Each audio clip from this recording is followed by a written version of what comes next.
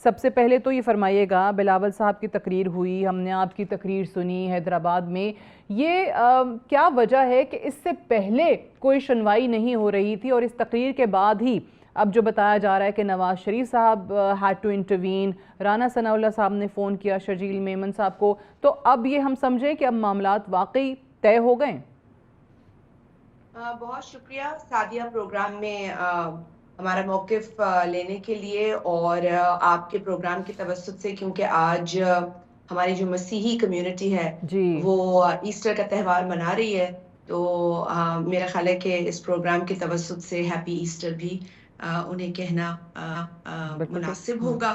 और आपने जो बात की है वो एक अहम इशू है जो कि कुछ अरसे से आप देख रही हैं कि पाकिस्तान पीपल्स पार्टी बारहा कई मौक़ों पर ये बात दोहरा चुकी है कि पहले तो जो पानी की तक़सीम का मुआहदा है या जो अरेंजमेंट है जी।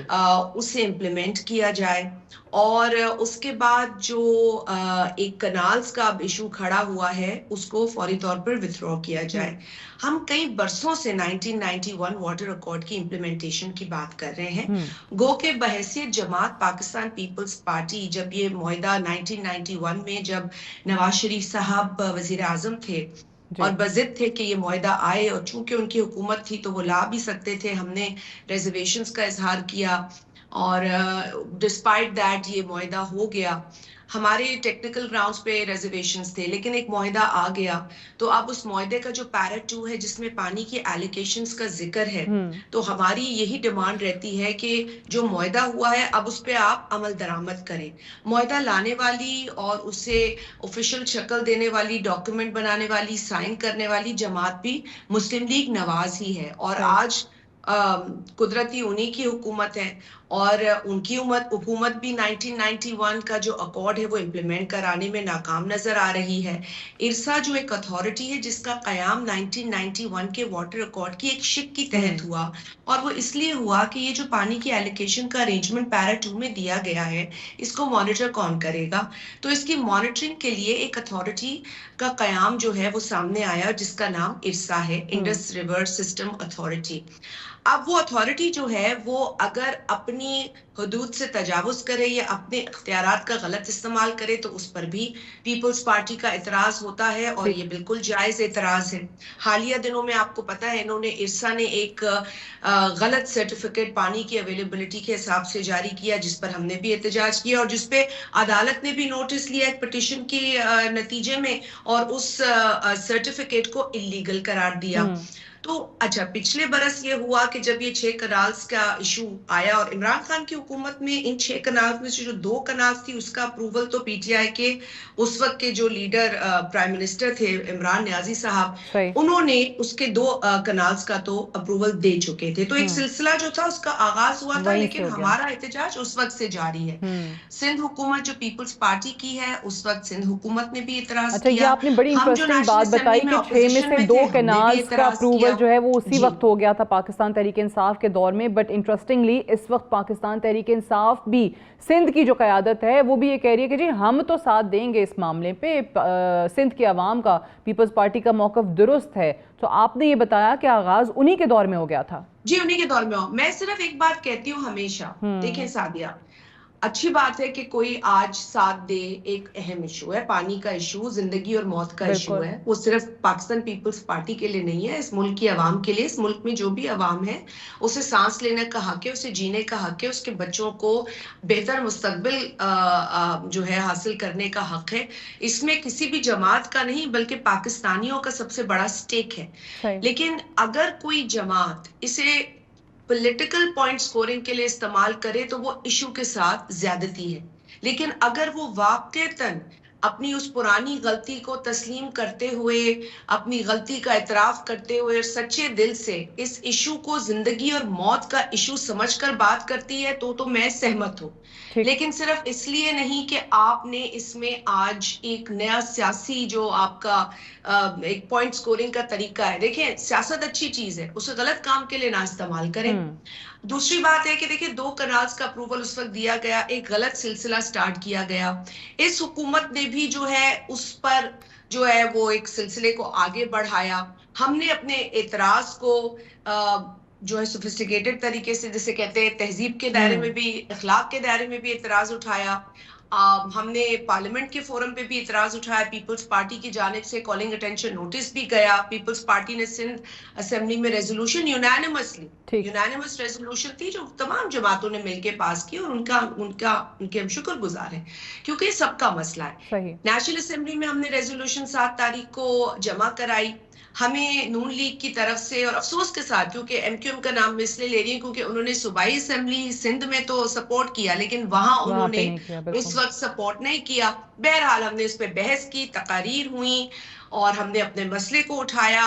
हमने इस बात को भी उठाया कि देखें, अभी हालिया दिनों में आपने सुना कि जो लिंक कनाल है, टीपी लिंक कनाल, तौसा पंजनत लिंक कनाल, जो कि एक अरेंजमेंट के तहत फ्लड कनाल्स मानी जाती हैं, फ्लड के सीजन में खोली जा सकती हैं, और इतने संगीन पानी की शदीद किल्लत, जो संगीन किल्लत है जो कि 62% सिंध फेस कर रहे हैं। और आज तो मैं पंजाब का भी, हमारे जो इंफॉर्मेशन सेक्रेटरी नदीम साहब हैं, नदीम चंद साहब कह रहे थे कि 50% तो पंजाब में भी है, और पंजाब भी वरिड है कि ये पानी उठा के आप जो है वो चोलिस्तान के रेगिस्तान में दे देंगे तो जो पहले पानी की कमी को फेस कर रहे हैं उनका पानी मजीद और कितना कम होगा।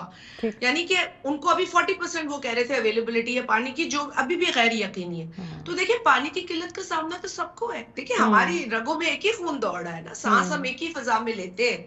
तो अगर सिंध का गला घोटेंगे तो कोई और ये ना समझे कि वो अच्छा, मुझे एक बात बताइए, क्योंकि इस पे ज्यादातर इस वक्त पीएमएलएन से तो राना सनाउल्लाह साहब के स्टेटमेंट्स आ रहे हैं, मे बी उनको ये टास्क दिया गया है, जिस तरह उन्होंने फोन भी कर लिया, बट वो ये बार बार कह रहे हैं कि जनाब हम सिंध का पानी कभी भी इस्तेमाल नहीं करेंगे, पंजाब कभी भी इस्तेमाल नहीं करेगा बगैर सिंध के मुत्तफिक हुए, और ये जो मंसूबा है हमारा, ये ग्रीन पाकिस्तान इनिशिएटिव के तहत ही उठाया गया था, जिसमें ये तय हुआ था कि सिंध और पंजाब के जितने भी बंजर इलाके हैं उनको हमने ज़रखेज़ बनाना है।